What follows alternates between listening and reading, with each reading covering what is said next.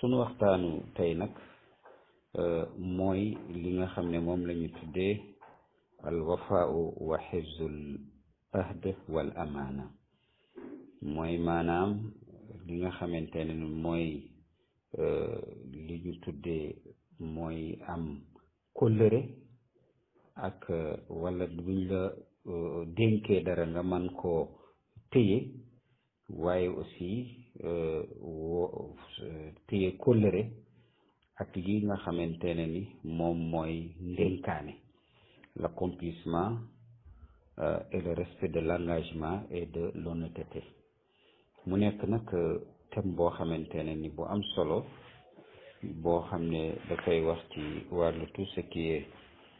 sociétal nga xamante ne ni ay jëf la ay comportement la yoo xam ne da nga koy gis ci société bi nga séq ko ay nit muy wafa loo waxanteeg moom wala loo jëflanteeg moom nga war ko respecté waaye aussi mu nekk loo xamante ne ni mooy nga kóllëranteeg moom joxanteeg moom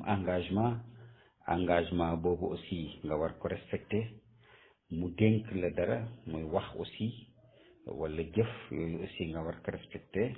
loolu yëpp entre ñaari partie lay doon moo tax gis nga boo demee ci droit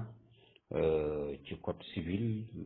wala yi nga xamante ne ni dafa jëm ci yeneen kii de droit yi surtout da ngay gis ci wàllu contrat muy de travail de service yi nga xam ne ci wàllu liggéey la ak yu demee noonu ak liggéeyante yu demee noonu yëpp dafay am ay contrat yoo xam ne base bi moom mooy respect de l'engagement ak honnêteté ak fexe niñ koy accomplir muy wafa donc mu nekk loo xam ne lu am solo tey moom la ñu tànn di ñaan yàlla jubal sunu làmmiñ fexe ba luñ fi wax rek mu nekk pour moom yàlla yokk ñu sutura may ñu dégg ak topp te yooyu yëpp dégg ak topp bi commencé ci ñun ñii di wax waaw ñun ñii di wax donc niñ ko waxee wafa mooy nga dig dara nit fekk loolu nga ko dig moom mu nekk dëgg fexe ba nga matal ko dinaa la may dërëm bu neexee yàlla dinaa ànd ak yow fii bu ci yàlla àndee dinaa la taxawu ci lii weer wu jot dinaa la jox temps dinaa la dimbalee temps dinaa dem régler temps loolu mu nekk loo xamante ne ni engagement la boo xam ne yow da nga koo jël pour accomplir ko loolu mooy lu ñu tuddee wafa mooy wafi mooy mu nekk koo xam ne dafa fidèle mooy fidélité dans ses engagements mooy nga fexe ba li nga waxanteeg nit ki wala jëflanteeg moom nga respecté ko def ko ni nga xamante ne ni noonu nga ko waxee ak moom moo tax jullit bu nekk dafa am droit maanaam ci mbokk jullitam vis-à-vis de mbokk jullitam droit boo xam ne bu waxanteeg moom bu jëflanteeg moom loolu ñu waxante loolu ñu jëflante soit mu nekk ci kàddu wala mu nekk ci wax loo xamante ne ni bind la jullit bi daf ko war a respecter parce que devoiram la soit loolu dafa war a d'abord wafa boobu mooy fidélité boobu dafa war a njëkk a nekk ci moom parce que nit ki bu amul fidélité bu amul kóllëre ci boppam mënul am kóllëre ci keneen moo tax looy gis looy def rek pour keneen ki xool ko ci sa bopp parce que gisoo même nit ki bu dul wax dëgg boppam moo koy njëkk a seede ne li ngay wax du dëgg man kat li may wax maa njëkk a xam ne du dëgg donc loolu mooy njëkk ci nit ki mu xam ne moom dafa fidèle léeg-léeg nag mu am fidélité mal placée mooy maanaam da ngay yaakaar ne lii la fekk du loolu waaw ni nga ko yaakaaree du noonu mu mbas la mbas boobu kooku duñ ko ci boole dinañ ci ñëw waaye mu wóor la ne yow li ngay wax nii loo sincère la te loolu nag sincérité boobu boo ko amee mooy tax nga am ko ci sa famille muy sa soxna bi nga xam ne moom ak moom yow ak moom ci ngeen fondé famille. am ko ci ñi nga xamante ne ñooy say mbokk say sœur say papa say yaay say mbokk say dëkkandoo ci nga koy am. bu loolu amee nag fidélité boobu moom mooy jur li nga xamante ne ni day tax mu régulateur la ci société ak ci famille. te aussi loolu li tax ñu ne fidélité bi am na moom mooy cofeel amour bi nga xamante ne ni moom ngay am en soi, waaye aussi envers les autres bëgg leen boo xamante ne bëgg boo xamante ne ni dafay sincère. moo tax fidélité muy kóllëre muy wafa loo wax ak nit ñi essayer ko def, parce que léeg-léeg ñu ne la lu ma wax def ko, waaye lu mat yàlla la. kooku nit noonu la yàgg marché. nit amul maanaam mënul dara, c'est-à-dire amour en soi, nga bëgg sa bopp, nga def dara lu baax bëgg sa bopp amul problème. waaye ñun ñëpp xam nañ ne li bi dangereux mooy bi nga xam ne da ngay yaakaar ne yaa ko def fekk yàlla, surtout lu baax wa ma ramayta is ramayta walakin allaha rama. bi ngay sànni woo waaye yàlla moo sànni. donc yow benn existant la ci biir l'existence, maanaam lu nekk nga ci biir nekkuwaay bi. loolu nga xam ne mooy fidélité, loolu dafa nekk loo xam ne jikko bu rafet boo xam ne d'abord buñ la gisee loo wax def ko,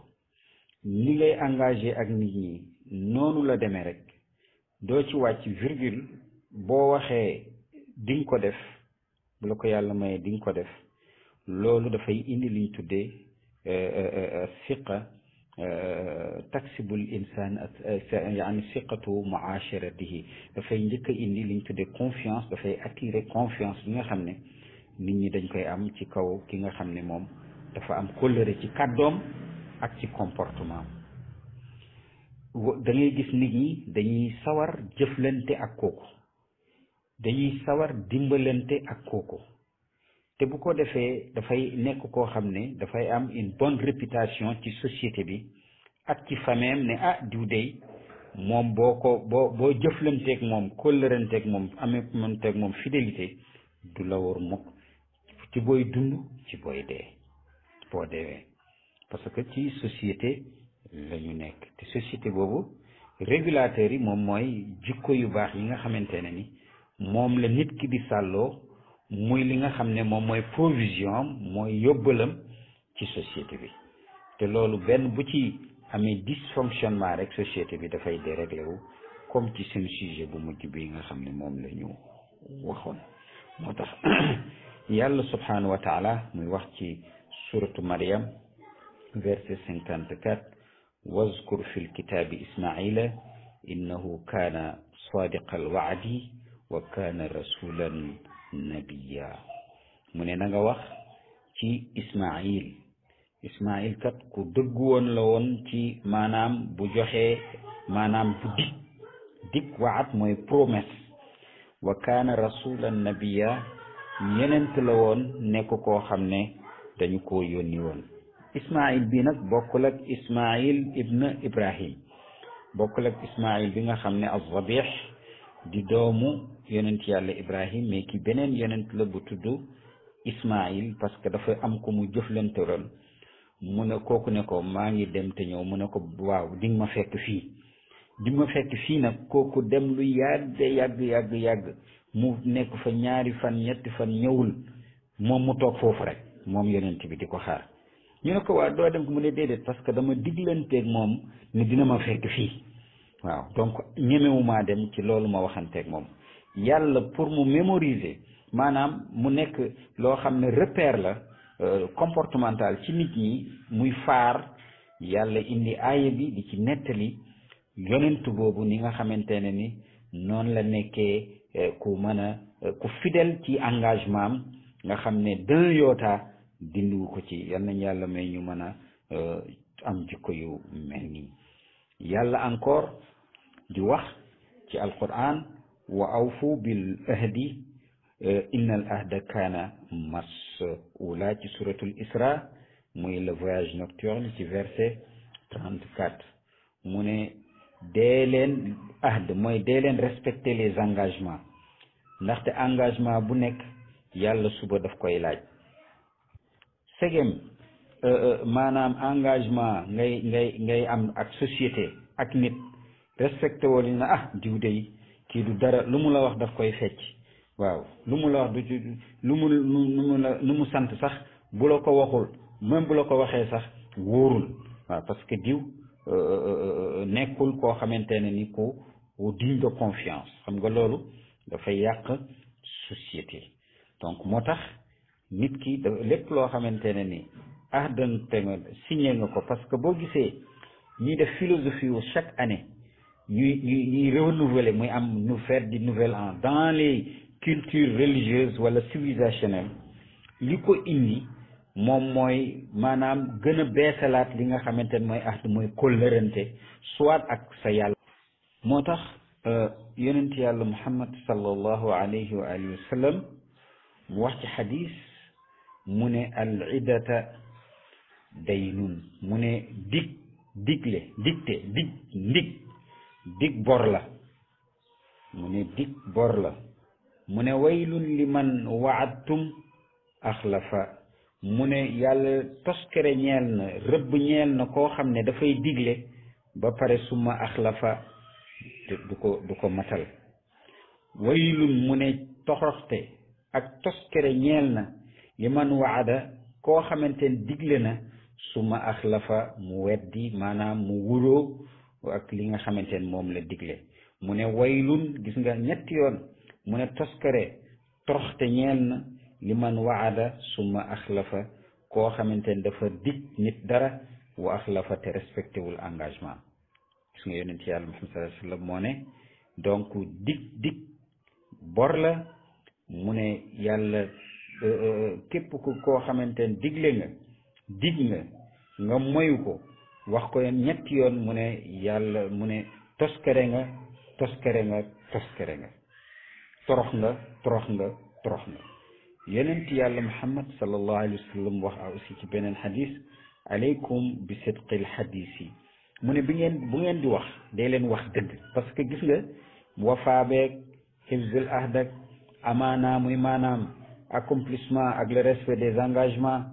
ak lu ñu tuddee amaana muy lii nga xamante ne ni moom mooy l'honnêteté fidélité yooyu yëpp ci comportement la ak ci jikko ak ci làmmiñ moo tax bi ci jiitu mu ne aleykum bi sidqil hadis yéen ci am sallallahu alayhi wa sallam mu ne dee leen di waxu dëgg dee leen wax booy ñepp di waxal dëgg wafaa'il ahdi te lu ngeen ko lëranteeg nit ñi dee leen ko respecté muy engagement yi wa hifzil amaanati bu ñu leen dénkee dara ndénkaane muy kàddu secret wala leneen amul xaaral diw kaay ma wax la parce que koo am comme xarit rek am na beneen xarit parce que léeg-léeg sa xarit am na ñoo xam ne yow yaa leen tànn xarit mais tànn ñu la xarit ñaari xarit toujours c'est comme ça am na koo xam ne moo jëm njëkk a jox premier pas dem ci keneen ki kooku aussi muy ñaar ñi am na koo xam ne moom it beneen xaritam la donc noonu la secret yi di tase donc boo waxee ki ma kii de il faut ma wax ko sama xarit boo amul maanaam fidélité amoo honnêteté da ngay respect engagement amul da ngay génne secret bu ko defee mu nekk loo xam ne fen am bu ko defee li nga feccalante fecci kóllëre am bu ko defee ndénkaane du mu defoon ci yow aussi mu feccee ko loolu mu nekk lu grave te loolu nekkul ci jikko yi rafet moo tax yonent Yàlla Muhammad sallallahu alayhi wa sallam wax ne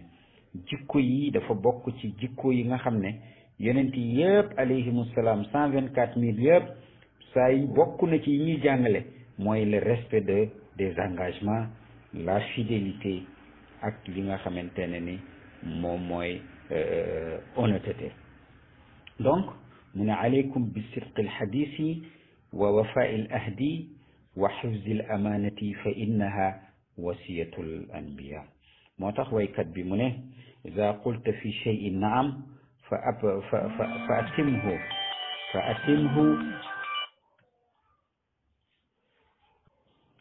moo tax waykat bi mu ne ida qulta fi cheyin naam fa atimhu fa inna naama daynun ala alxurri waajibun aw alwaajibu mu ne bu fekkente wax nga ci mbir na am waaw nang ko matal ndaxte boo nee waaw loolu day nekk bor ci gor boo xam mujj nekk nag loo xam ne obligation lay doon pour mu mën koo def ndaxte al xurru xurrun maa lam yatakallam gor mi ngi nekk gor fekk joxewul kàddoom boo joxee sa kàddu rek maanaam moomatoo ko loolu culture la boo xam ne bu humaine dans le monde entier parole joxe sa parole engagement dafa am engagement yoo xam ne écrit ak tacite écrit mooy yi ñu bind nga xam ne dañ mën nañ ko yóbbu sax ci mu am ay acte notarial nga xam ne yaa ko signé yaa ko wax yaa ko engagé mu am aussi yoo xamante ne tacite gëm nga nit ki wax na ci biir kàddu nga gëm ko loolu la ñu sax gënoon a xam lu bari dans les sociétés de l'oralité nga xam ne kàddu lañu luñ doon jàppe nit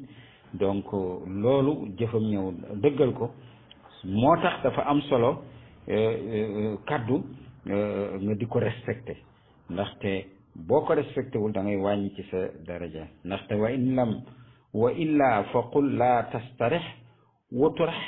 biha li an la yakuna annaasu innaka kaazibun mu ne boo ko munul na nga noppal sa bopp noppal sa bakkan waaw noppal nit ñi bu ko defee nit ñi duñu wax ne yow kàcckat nga waaye luñ la wax nga ne waaw dinaa ko def dinaa def ni fekk wóor na la ne yow doo ko def bokkul sax ci say tablette ci say priorité ni say urgence bokkul ci dara te nga gëmloo ko nit ñi loolu dafa grave moo tax yonent yàlla Muhammad sallallahu alayhi wa sallam nee na boo buggee xam naa fekk na nga koy jël ci ñeenti yi parce que am na yenn riwaaye ñett la wax waaye yonent yàlla Muhammad sallallahu alayhi wa sallam bi nga xam ne moom la xadis boobu mu dafa ne arbaun man kunna fiihi fa huwa munafiqun ñeenti yi bu nekkee boo ko gisee ñeenti caractères yi maamaam yii yu mauvais yii boo ko gisee rek ci nit xamal ne naafiq la amul nag purifier sa bopp comme man ñun ñii di wax naan non ñeneen ñi lay waxal wala leen comme la mort c'est pour les autres la pauvreté c'est pour les autres lépp lu baax pour nit ki la l'enfer c'est pour les autres le paradis c'est pour moi déedéet ñun bu ñuy wax dañuy bëgg mu nekk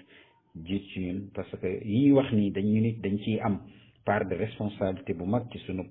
plan comportemental wala jikko yi ni mu tëdd mu ne wa in kaana fiihi waxidun minhunna bu fekkee ne am na kenn lenn ci caractère yi ci nit ki rek kaana fi xislatun min an nifaaq am na benn caractère boo xamante ne d'hypocrisie de duplicité maanaam naafiq mu ne man iza xaddasa kazaba koo xam ne buy wax rek dafay fen waaw moom buy wax dafay fen te fen boobu sa conscience moo lay njëkk a wax ne li ngay wax du dëgg wa iza waada axlafa saa yu la diggee wuute ko waaw saa yu la diggee ne dinaa def dara mu wuute loolu wa iza ahada gadara bu fekkente ne jël na engagement gadara daf koy trahir maanaam il trahit ses engagements maanaam du la wax mukk loo xamante ne ni dina ko def wa iza xaasama boobu mooy ñeenteel bi nga xam ne bariwul gaa yi di ko wax wa iza xaasama fajara maanaam buy xuloo mooy njëkk a saaga mooy njëkk a xaste waaw mooy njëkk a saaga mooy njëkk a xaste te loolu dafa grave nekkul loo xamante ne ni jikko nit la nit ku baax day essayer même bu fekkente ne ni am na li ko metti ci mbokk nitam dafa war a fexe ba nga xamante ne ni dina ko mën a sàmm kàddoom parce que ci biir xuloo loo wax rek loolu dëgg la ci yow xaste boo xaste rek dëgg la ci yow te am na xaste yoo xam ne mooy gën a grave balu fetal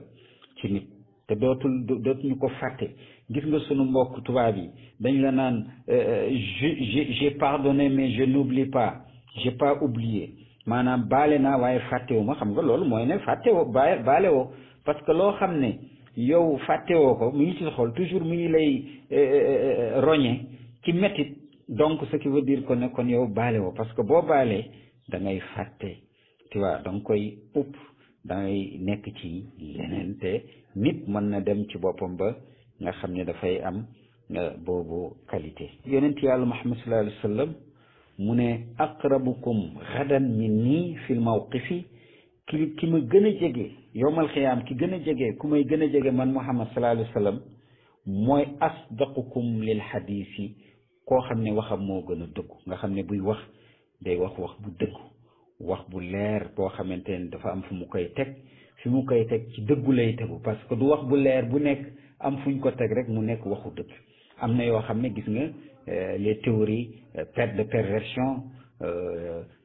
théories yi nga xamante ne hérétique yi nga xam de déviation pourtant day am ay fondement waaye fondement yooyu moom moo nekkul teguwul ci dëgg moo tax booy wax mu ne ki ma gën a jege yow ma xiyaam mooy ki gën a dëggu ci waxam wa addaakum lil amaanati ak koo xam ne saa yuñ ko dénkee ndénkaane mu mën koo téye jox nañ ma 1 million dinaa fexe ba 1 million yi dërëm duma ko ci roppet duma ci def beneen kii le temps que ma amaat ma dugal yàlla loolu yëpp ñun ñëpp lay dal waaw donc loolu aussi gis nga ko mu nekk loo xamante ne ni bu dee dafa nekk ci ñun ak ci degré de proportion bu manti nekk dañ ko war a defaraat suñu bopp te ñi ciy jiitu moom mooy ñi nga xam ne ñoo koy waxe pour nit ñi topp leen ci ñoom ñoo war a joxe le bon exemple wa awfaakum bil ahdi ak koo xamante ne ni saa yoo waxee boo jëlanteeg moom engagement écrit wala nga wax ak moom ne lii di nga ko def nga mën koo def wa ahsanukum xuluqan ak ki nga xam ne moo leen gën a rafet jikko wa aqrabukum minan naasi te gën leen jege nit ñi mooy am affabilité am sympathie am courtoisie maanaam nga bëgg nit ñi am ci ñoom yërmande am ci ñoom ñeewantal yonent yàlla Muhammad sallallahu alayhi wa sallam nee na loolu boo ko amee comme jikko man ngay gën a jege gis nga yooyu jikko nekkul jikko naafiq tu vois yooyu yëpp dafa nekk ci nit nag ñaar yëpp a ngi ci nit ñi lu bien ak lu bon lu baax ak lu bon waaye mooy essayer ci litam xeexam pour essayer gagner li nga xam ne moom la yonent yàlla Muhammad sallallahu alayhi wa sallam wax gagner maanaam li nga xam ne buy wax muy wax dëgg buñ ko dénkee mu téye dénkaane gi bu waxanteeg nit fasanteeg moom kóllëre mu sàmm ko te am jikko yu rafet fexe jege nit ñi xam seeni mbir nit ñi xam ay mbiram mu am ci ñoom ñeewantal ñu am ci moom ñeewantal moytu lépp loo xamante ne buy wax day kàcc bu la diggee du ko def boo waxanteeg moom engagement mu wor la te it aussi boo xuloog moom mu xas la saaga la gis nga donc ci noonu la nit ki ñaar yooyu tànn sa bu la neex la noonu lay parfaire parce que xeex bi maanaam terrain bi champ de bataille bi mooy nit ki mooy xolu nit ki mooy biir nit ki son intérieur introspection istibtaan mooy nga delluwaat ci sa bopp bi ngay def pour xool jikko yu baax yi nga sàmm ko gën ko parfaire ak jikko yu bon yi nga mucc ci ñaan yàlla mu musal la ci te loolu mënul am lu dul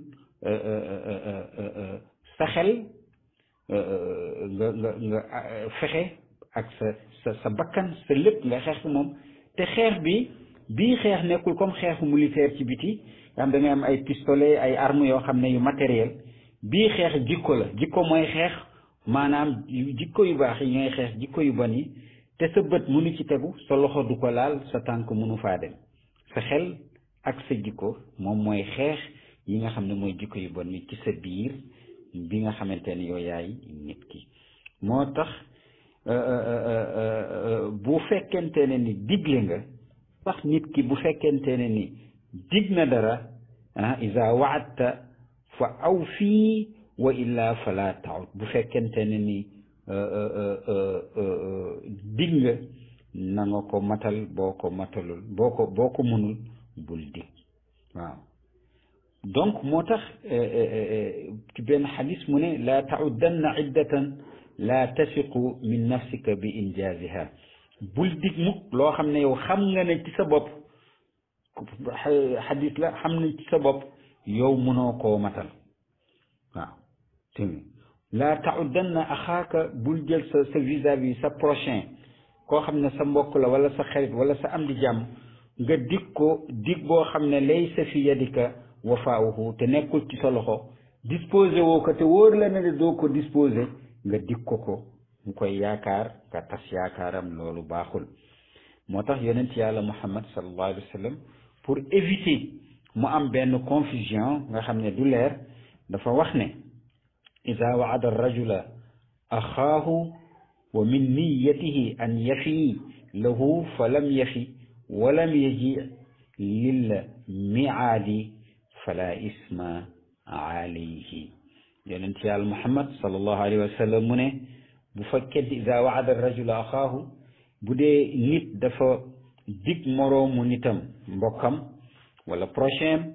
waaye bi mu koy dig dafa am yéene ne dina ko matal te matalu ko te dig ba jot munu ko ndaxte bëgg na waaye munul fala isma alayhi nee na kooku amul bàkkaar donc heureusement mooy ne bëgg na waaye sabab yi cause yi nga xam ne moo war a tax mu mën a def dig boobu amu ko donc gis nga mu nekk loo xam ne lu am solo ci beneen xadis mu ne iza waadtumu sigaara fa awfu lahum seen doom yi même bu ngeen leen di dig ne ko dinaa la jëndal tàngal dinaa la jëndal tàndarma dinaa la jëndal oto foowukaay na ngeen ko def seen doom yi ndaxte fa innahum ñoom yarawna annakum antum alladina tarzuqunahum dañuy gis ne ci yéen seen wërsëg seen loxo la nekk moo tax da ngay gis say xale say sët naan la maam wala papa jëndal ma lii parce que pourquoi demul jëndi waaye dafa gis ne yàlla moo ko inspiré muy wane ne ndekete wërsëgam ci yow la nekk moo tax dund en famille comme ni ma ko déggee démb ci suivre naa émission wu démb bi quelques parties bu soxna lii ka doon def mu nekk lu intéressant démb la wu bët ci démb plutôt mu nekk lu intéressant nga xamante ne ni dafay wax ci wàllu dundinu famille dafa am solo trop moo tax famille yi parents yi ci la xale yi di xool pour defaru moo tax ci seen psychologie ñoom it dafa am psychologie des enfants gis nga Pavlov développé na ci lu bari ci loolu ci wàllu enseignement éducation science de l'éducation donc ñoom dañuy xool seeni parents ni ñu demee rek bu fekkee seen parents yi ay jullikat lañu gis nga da ngay gis dañuy maanaam di ci foowee waaw même bu ñu mënul sax dégg Allah akbar ak ni ñu manière bi ñu koy waxe donc moo tax di leen jàngal de bonnes habitudes di leen won de bonnes habitudes bañ a fen parce que dafa am koo xam ne dafa mës a ñëw mu am ku ko doon fayee ko si bor mu ñëw làqatu ci néeg bi mu ne doom ji bu ñëwee di ma fayee ne ko nekkuma fi mu ñëw di ko fayee ko si doom ji ne ko sam papa mi ngi fii ci biir mu ne ko waxoon naa la bul ma ko mu ne ko man papa munuma wax lu dul loolu tu vois donc gis nga bu kenn jàngal xale yi habitude bu bon bu ngeen leen diggee tàngal ak ay jouet ay amusement ak yooyu def leen ko parce que dafay développer li nga xam ne mooy seen conscience moo tax yonent yàlla Muhammad sallallahu alayhi wa sallam dana man kaana yuminu billahi wal yawmil axir fal yafi ida waada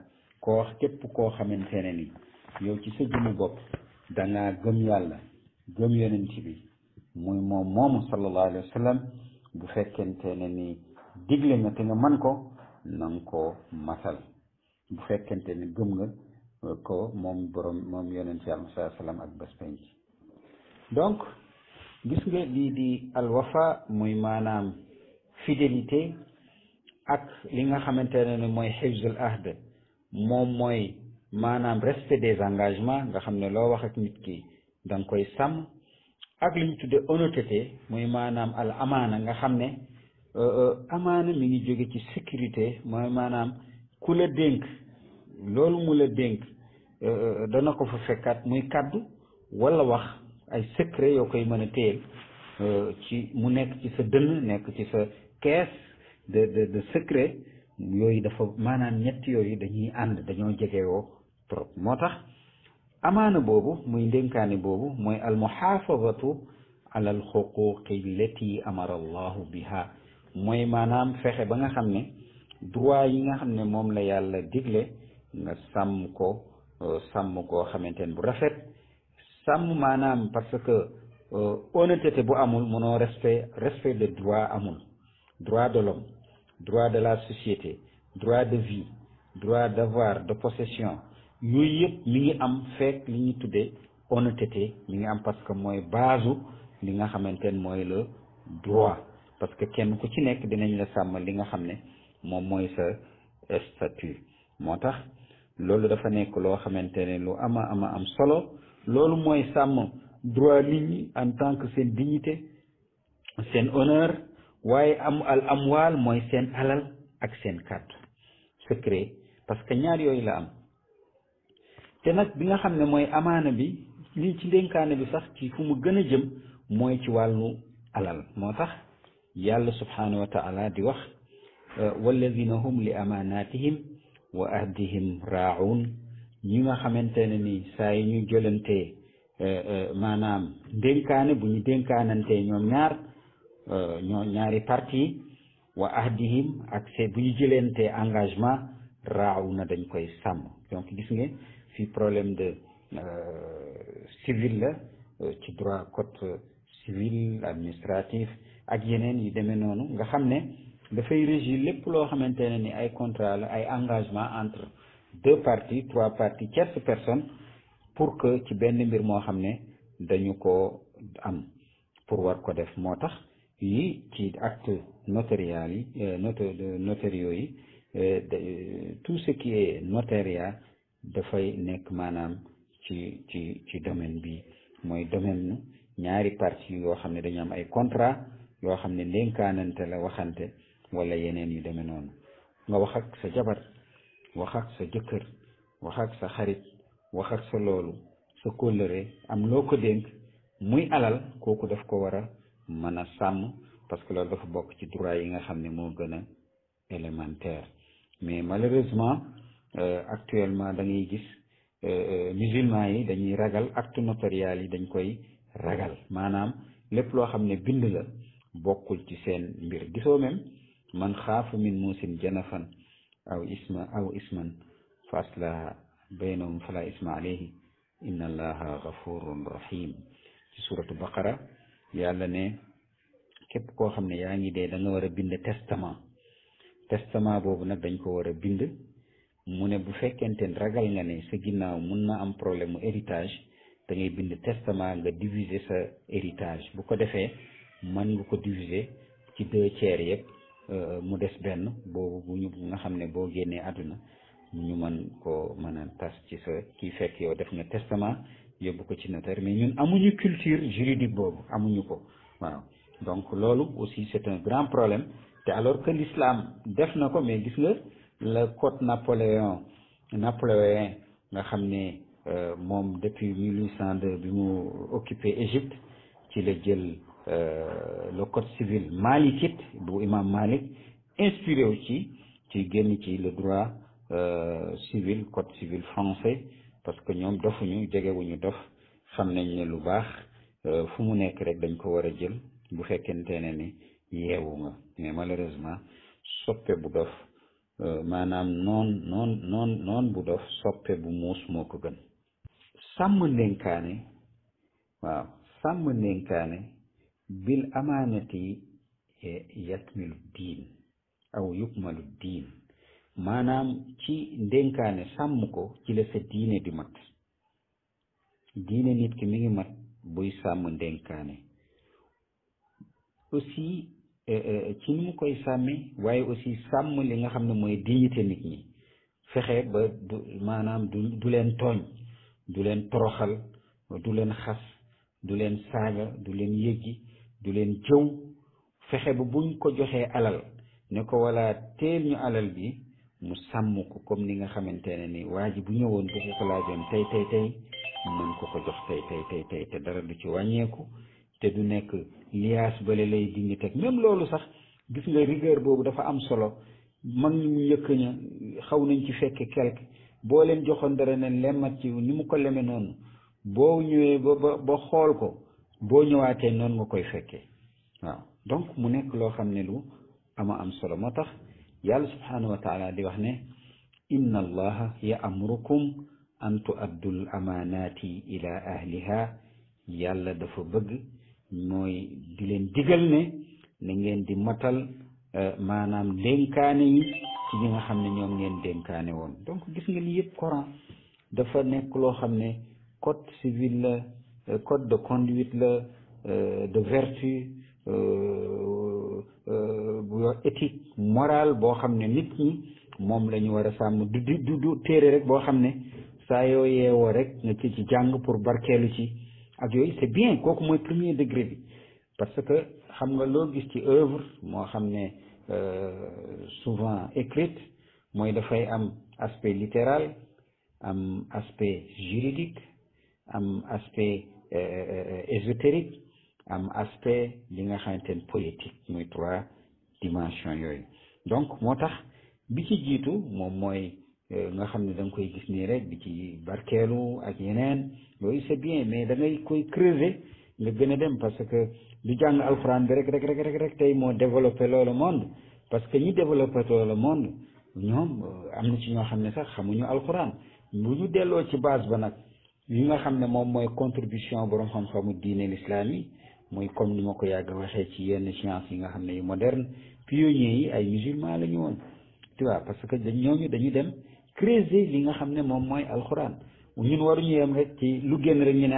alxuraan waxoon na ko wala sëñ bi waxoon na ko alors que ñun ci sunu xam-xam yi ñu tolloo nii du ñu wax mukk loo xam ne ñëwagul lu ñëw rek ba pare rek ñu ne voilà alxuraan waxoon na ko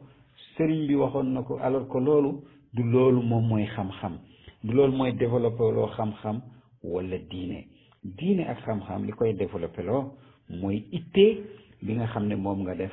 di ko sàmm pour que mu nekk loo xamante ne ni nit ñi dinañ ci mën a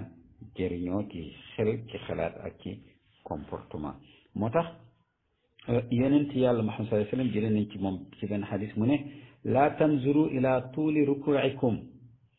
waaw mu ne laa tanzuru ila kasrati salaatikum bu leen di xool seen julli yu bari maanaam nit ki bul xool julli yu bareem wa sawmihim wala ak li nga xam ne mooy seen woor yu bari nit ñi laa tanzuru ila kasrati salaatihim wa sawmihim wa kasrati alxajji wal maarufi wa tantanatihim billeyli walakin unzuru ila sidqi alxadisi wa aadaai alamanati yonent yàlla Muhammad sallallahu alayhi wa sallam moo ne bu ngeen di étudier nit ñi bu leen xool ci ñoom julli yu bari